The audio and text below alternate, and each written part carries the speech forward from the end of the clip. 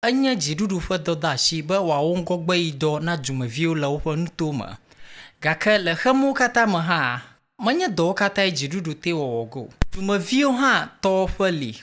Kpɔɖeŋu ya ye dumevi wo nuteƒe eve aɖewo he ɖe go le Xavi le Akatsi South nutoa me. Aƒetɔ eve yawo ƒe ŋkɔwoe nye dumegã JK Horgli, ame yi ke ganye dɔmegã na JK Horgli Transport kple aƒetɔ Kwku Awoonor. Dumevi wo nuteƒe eve ya ɖui wo ɖokui dzi hetu lɔlɔ̃nufa dɔyɔƒevi aɖe yi ke woɖe ŋkɔ na be Chips Compound. Wɔna kpeɖi ya he amekpekpe vovovowo do goe abe dukplɔla teƒenɔla yi ke ne kpɔna amuga nutoa katã dzi, aƒetɔ Archibald Lecha, mɔmefia na Akatsi South, bubutɔ Martin Kofi nyahe, fiagã na Avenɔ tɔgbi dɔglo anuma adelia kple eƒe aʋalɔgomefia bubuawo.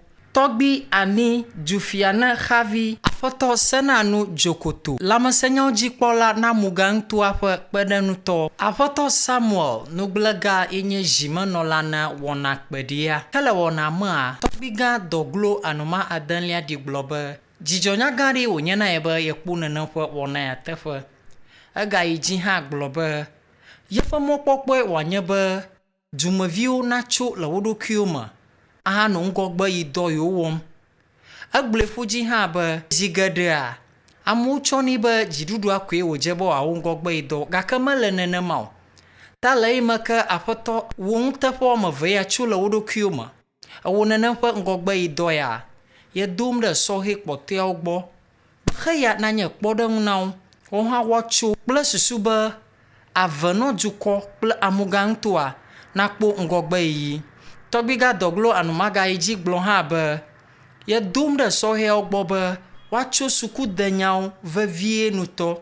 Womegaƒo kpanye le agbalẽsrɔ̃nyawo ŋu o, wonede suku kple susu be etsɔ me yi ke le wo sia wòadze atsyɔ̃. Lãmesẽnyawo hiã, mihiã na ame sia ame ƒe nuteƒewɔwɔ. Me yi ke ate ŋu ade lãmesẽnyawo tome fia wo ŋuti dɔ ko, enye amekplɔla, enye amenugɔnɔla, eya tae ame eve ya nɔ ŋgɔgbea, Joseph Kooku Dumega kple Dr. Kooku Awoonor wodze ne kafukafu. Eyi mitɔ mio traditional councillor, mie susuɔ ge wo ŋuti, be yawoe dzi nenye le ya. This facility came from a dream into reality by two dedicated citizens of Xavi, in the person of Mr. Joseph Kooku Horgli, the Chief Executive Officer of JK Horgli Transport and Company Limited, a leading figure in the Ghana oil transport business, who undertook the construction of the facility and equipped by another citizen, Dr. Kooku Awoonor, a renowned medical officer consultant. This is an exemplary gesture worth emulating by all sons and daughters of Xavi. Aƒetɔ Archibald Lecha, ame yi ke ne nye amuga nutoa dzikpɔla le dukplɔla teƒea ɖi gblɔ hã be ye hã dzidzɔnya gã aɖe wònye na ye be wotu dɔyɔƒevi ya ɖe Xavi ye wòkpekpe ge ɖe Xavi dzua kple eƒe golɔguiwo nu. Egblɔe hã be nenye be ame aɖe nagatso Xavi kple eƒe golɔguiwo ye abe yeava dɔyɔƒe le Akatsia, yakpɔe be medze o. Ye agblɔ hã be ke ehiã be sɔfowo nado gbe ɖe ta kpie koa egbɔgblɔ mu be dɔyɔƒe yi ke wotu ne Xavi kple eƒe golɔguiwoa, nenye ŋu yi ke woazẽ, nenye be eta ame aɖe ɖum a neva nenem ƒe dɔyɔƒea woakpɔ gbɔ.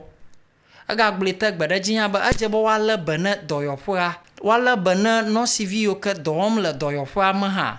Fifie ehiã be míalé be ne teƒea eye ele vevi ɖe tse be meganyo be ame ɖeke agatso Xavi be yi le fu daƒe yi le Akatsi kɔdzi unless o refer wo tso afia o. Tɔgbi na me ɖe agatso Xavi ke avuvɔ anɔ lé eta anɔ ve woagadze ɖe teƒe ya ŋu be Akatsi alo yi ɖe abɔ na me ɖe agawɔ numa la eya be sɔfowo nɔ do gbe ɖa ɖa mia ta. Egomye eko iji jemile la kachi pra bore eko jivado mi abo tanu kata mi aga jelemi abe kojiun aitepe bubu Plola tava no la ina kpona amuganu tuaji apoto lecha achibat le mo fa nyapa akpaji edi globe cho akachi ide avanopo mopo mo ekpebe manyu majijigawa dola waje dogoma le moaji nanamake cho dakpave akachi fa mo ha edi globe nanapa mo ha manyu ya dola waje dogoma atagbere akpamaji vavie. The discussions are far advanced for the contractor to resume work from Akatsi to Avenopeme. And also from Akatsi to Avedakwa. The contractor is waiting for some funds to remobilize to commence the works. That we Majidiola Miako signed the emoji. Ele a go to Klepe Moledi. Esobile Akatsi to Ravi Bocha no Sigbe.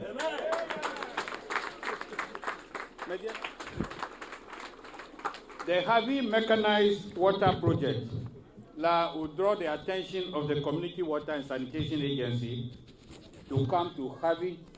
So my staff will draw the attention of the Community Water Regional Director. They will come to Xavi and do an assessment for us to support. The Zoo Block, Honorable MC is here, and Get Fund can also intervene through the Assembly or through my office or through the Honorable Member of Parliament for the area. So we'll address that as well. The Stall Eco-Tourism Project, I will draw the attention of the Ghana Tourism Authority and would discuss what we can do to revive that project. Electrification Extension Project, I'm happy that at least the national grid is in Xavi, and I want to say that we are working with the ECG to come and talk to Togui Ani, and the assembly members and the community leaders so that we'll see what we can do to extend electricity to those houses that are not served yet. The police post is important for security to have a police post close to Xavi, and I'll take this matter up with the regional police commander. Talebemi Jagba develop agriculture. Will do more for planting for food and jobs to be well established in this area so that you can produce food to feed all of us in the big centers. In addition, I also wanted to use the platform to throw a big challenge as well as appeal to the Xavi Development Planning Committee to assist the Municipal Assembly to bring back the glory days of the Xavi birds watching sanctuary.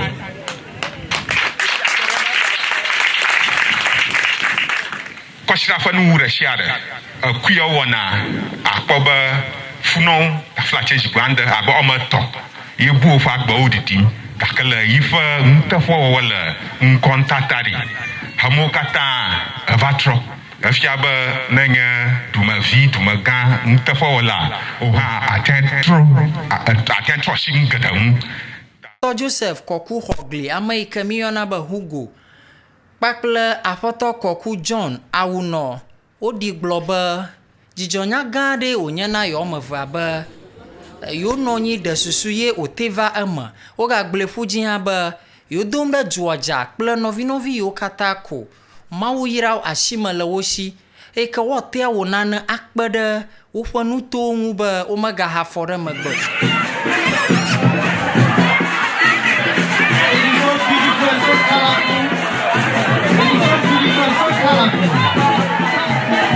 So, après miele, ya de miele. Avaole nyanyare tumihe. Fifi avano TV o dira agbaja so bo wonto na kwele o TV ji. Decoder re share exam na la. To kwenye be agbaye wo de na wo fa nkuvia na nya o mefe. Avona wonto ma nyamuni o ka yo agbadela o va dina ko vo kankan. Akare o afa gbanya jojo. Afa o fa le ka onu manglo dia o. De konu yen de gba no no adodua o. Lododo, ababubu o, kotutu o. Klo moja ka denu vovo le wo bona po aso re moja ka na dokio. Amang to me fa de gba me o po drero nyalina. Ka ta chokaba. Fifia ne be na kpo TV geɖewo dzi fifia eblugbakwe kple dregbewo gake evegba kpɔkpɔ yi ke nye miatɔ Avenɔ TV ne le afi ma kɔ ekpɔ ge